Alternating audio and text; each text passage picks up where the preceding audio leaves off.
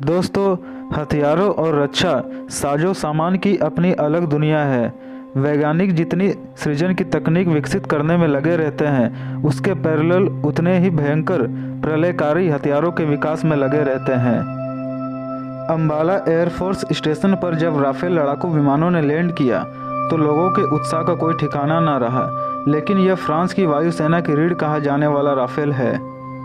दुनिया में इससे कई गुना खतरनाक फाइटर जेट अपनी रफ्तार, चपलता, खतरनाक मिशन से हैरान करने के लिए उड़ान भर रहे हैं। इसी तरह के कुछ और लड़ाकू विमानों के बारे में मैं बताने जा रहा हूँ। आगे बढ़ने से पहले चैनल को सब्सक्राइब कर दीजिएगा और बेल आइकन को प्रेस कर दीजिएगा। चलिए शुरू करते हैं आज का ये वीडियो।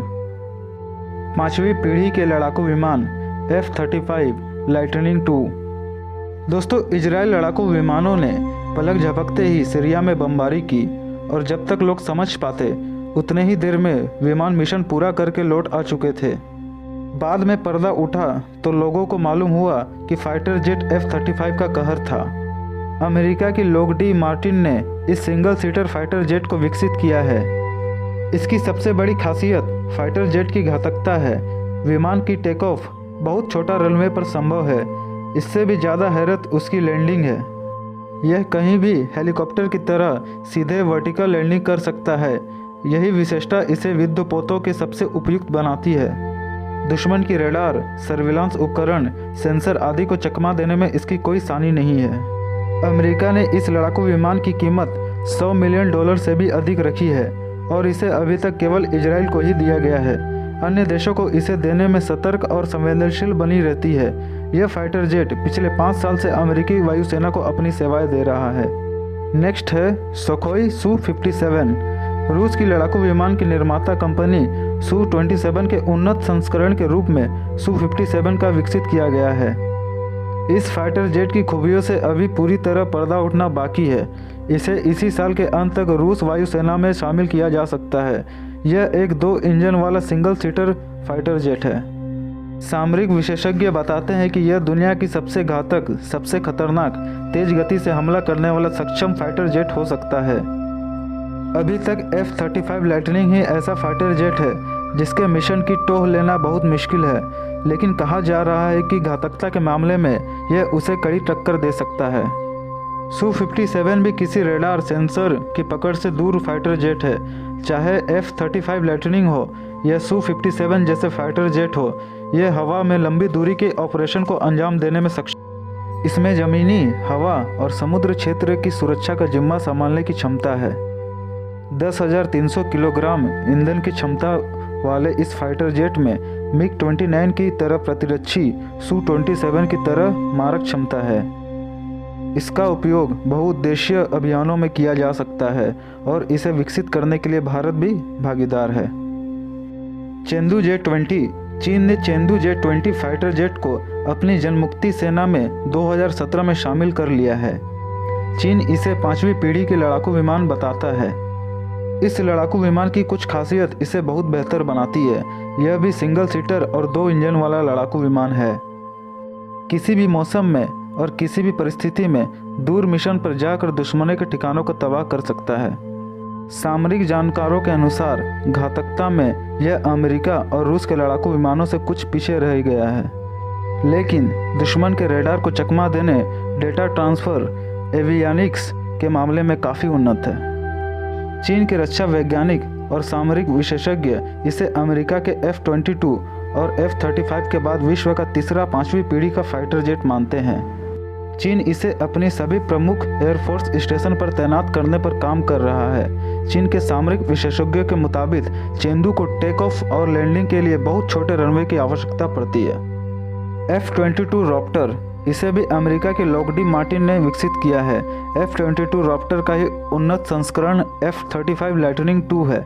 F-22 रॉप्टर अपने आप में उम्दा, बेहद खतरनाक, रेडार से ओझल होने की कला में माहिर, स्टेट ऑफ आर्ट एवियानिक्स और खतरनाक हथियारों को ले जाने में सक्षम है। अमेरिका F रॉप्टर को किसी देश को देने में बेहद सावधानी बरतता है। अमेरिका ने 2005 में ही इसे अपनी वायुसेना में शामिल कर लिया था। 4थी पीढ़ी के बहुउद्देशीय लड़ाकू विमान राफेल फ्रांस की वायुसेना का बैकबोन है। यह चौथी और पांचवी पीढ़ी के बीच का लड़ाकू विमान माना जाता है।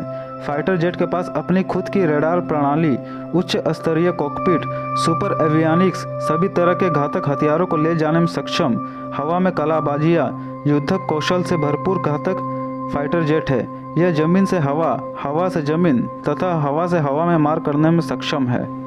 दोस्तों, राफेल को और भी गहराई से जानने के लिए इस वीडियो के डिस्क्रिप्शन में दिए गए लिंक पर क्लिक करें। नेक्स्ट है यूरोफाइटर टाइफून। यूरोफाइटर टाइफून को यूरोपीय देशों के रक्षा वैज्ञानिकों ने मिलकर विकसित किया है।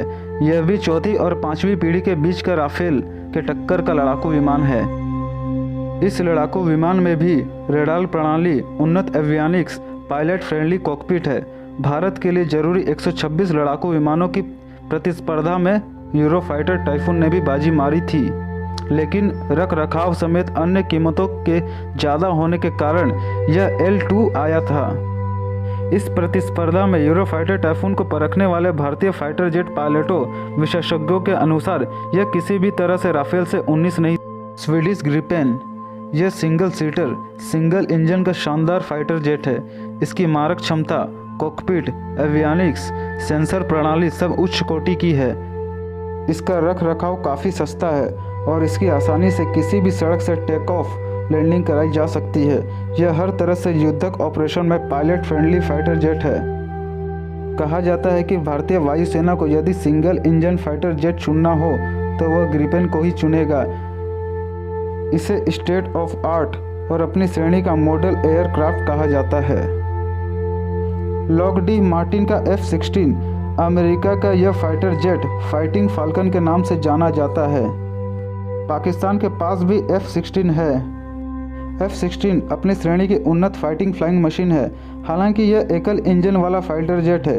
इराक पर बमबारी करके इसने अपना कहर बरपाया था।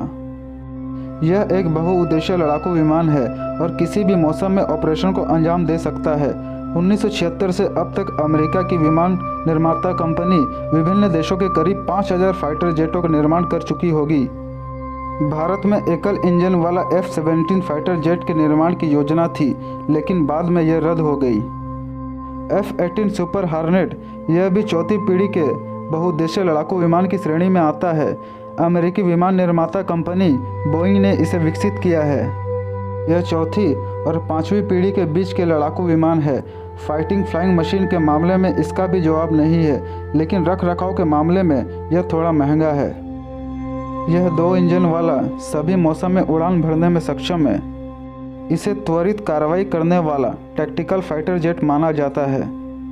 इराक के नो फ्लाइंग जोन में सन 2002 में इसने अटैक करके इराकी सेना की कमर तोड़ दी थी। तो यह थी दोस्तों दुनिया के सबसे खतरनाक लड़ाकू विमान। अगर वीडियो पसंद आए तो लाइक और सब्सक्राइब जरूर कर दीजिएगा और साथ ही बेल आइकन को प्रेस कर दीजिएगा।